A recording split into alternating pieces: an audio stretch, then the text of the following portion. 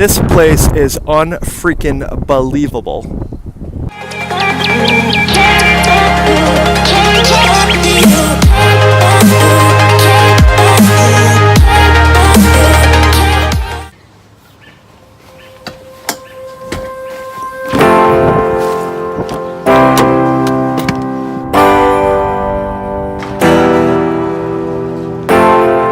One or two. You ready to go?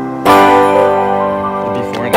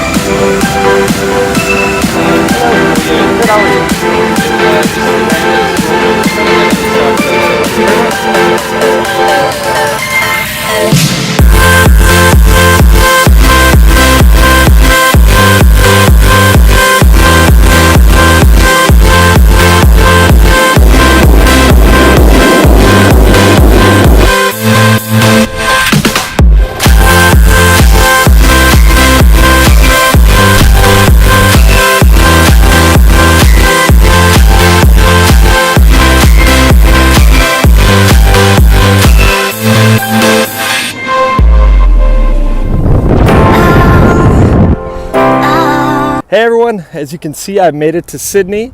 Had a really long first day.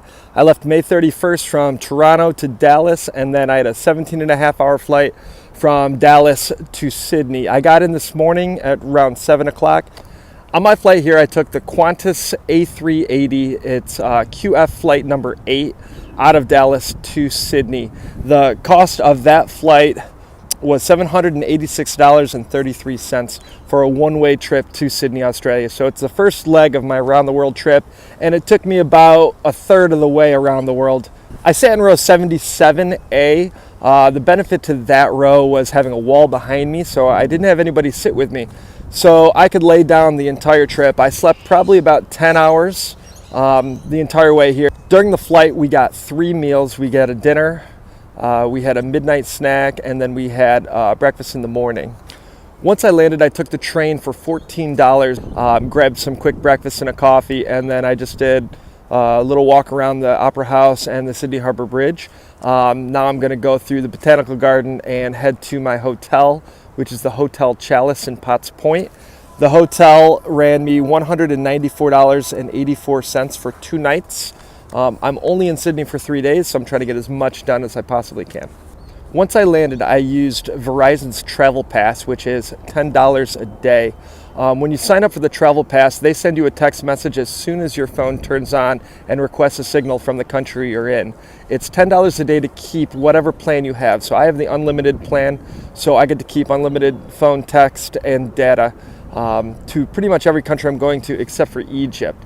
Some people might prefer to not do it that way and to get SIM cards instead.